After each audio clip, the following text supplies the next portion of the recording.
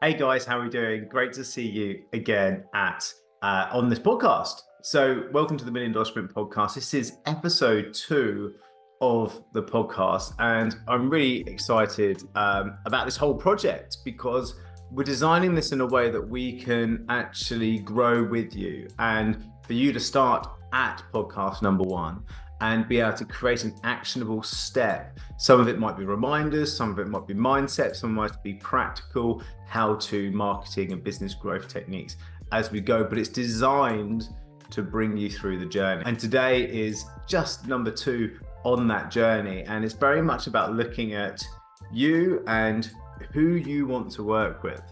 And you may have heard, if you had listened to episode 1, if you hadn't, do go back and start from 1. You're only on 2, so you might as well do that. But we have an 8-step process to be able to help you to scale to $1 million revenue. That's something that I've done 3 times before, and we talk about that in episode 1 in terms of my backstory. But a big part of that backstory, and for the first clients that we ever started to work with, that really gave me that aha moment, was a guy called Colin Sales. And previously, I'd been a graphic designer that had a go at an importation business. That didn't work so well, but realized I loved marketing, and I used my design skills to be able to help people to build websites, build email campaigns, do business card designs, whatever you wanted, I could do it for you. I was like the classic yes man. And Colin came into my world and realized that there was something there, and we had a good relationship, but he needed to help and mentor me to be able to give him the best result that he wanted from working with us.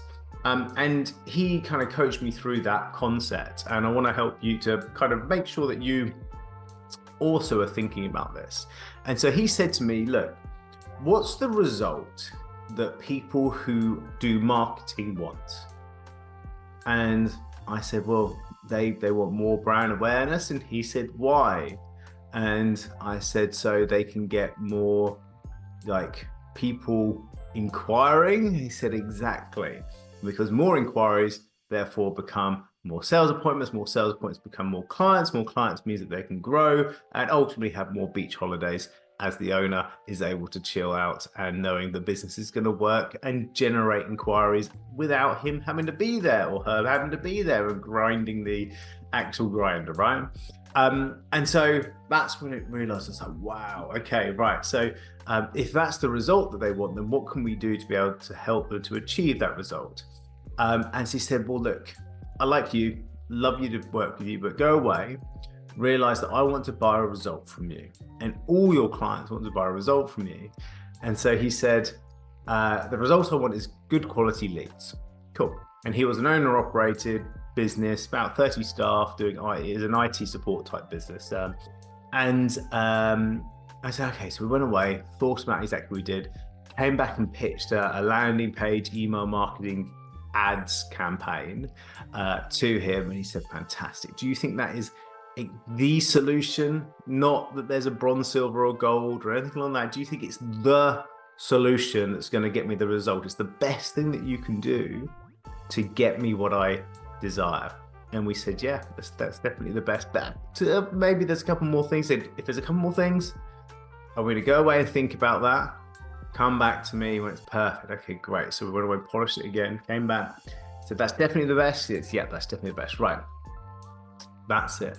And we then ran that campaign for him, and lo and behold, it was very good. It worked. And through doing it with Colin, we realized that, wow, that's great fun. We were able to streamline everything we did. And when I say we, I mean, we're literally talking about me, but streamline what I did. And I was able to then start to see a common set of processes that we were able to do each day, each week, each month to generate those inquiries for Colin. We're able to measure it with key performance data. And as we grew, the budget that Colin was able to spend with us grew because we were achieving more and more results. So therefore we were rewarded more and more with more budget to be able to spend on similar marketing techniques, right? And so that was super exciting. And so that meant that we found other people. We thought, right, who else is like Colin? And that's the lesson I want you to share with you today. once we knew the result that we wanted to get for someone and how we were going to do that, all we had to do was go and find more people that were like him to be able to demonstrate that we understood the result that they wanted. And we had not a variety of, we had the solution to be able to make that happen. And the Digital Trailblazer product was born. That became ultimately the product that I used as my business plan to go onto the BBC's The Apprentice TV show. It became my book. It became a best-selling book. It became a business that I scaled to 28 staff, over $1 million revenue, and sold because of that one aha moment. And I want you to really review your business and think about that, and think about who is your Colin. Okay, so who is your perfect target audience, and who you should be helping. And one of the tricks that I say, especially for coaching businesses, or service businesses, is it someone that used to be you? Potentially, particularly for coaches, are you coaching someone that you used to be, someone that you could help to be able to support? A little bit like Colin was able to coach me there. Actually, could you help this person? Was this person you previously that you could help? Because sometimes that's the best target audience to really think about, and the best problems to solve are problems you've already solved for yourself, and so therefore you find other people that were like yourself in the past and be able to understand or show them you understand by telling the story of your journey and selling your product into them. Or you should be looking at type of audiences that have the budget, have the pain that you solve, and that you can do well for them. And so really think about finding that Colin, because once we knew who our Colin was, it was very easy to find other types of Colin. And once we knew the one product we were going to sell, it was very easy for me to recruit people to do slices of that and put manuals together and checklists and standard operating procedures and referral schemes for Colin to find other Collins, right?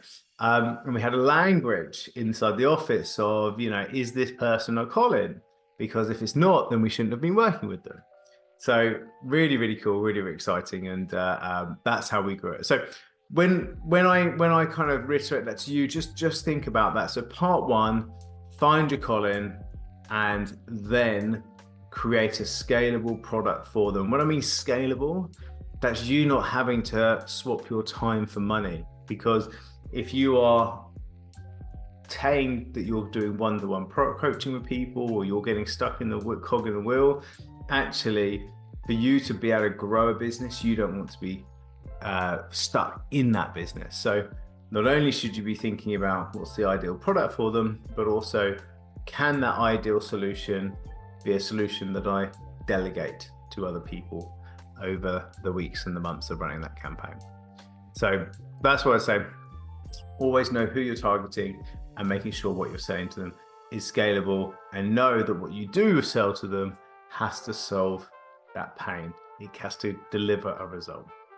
I hope that helps, and looking forward to sharing step 2 along the journey, and ultimately to next step 2 of this. So step 1 is find your Colin. Step 2 will be go and find that Colin. Where is Colin hanging out, and how can we hang out with Colin, be it online or offline? Cool. Big love, gang. Take care. See you on the flip side.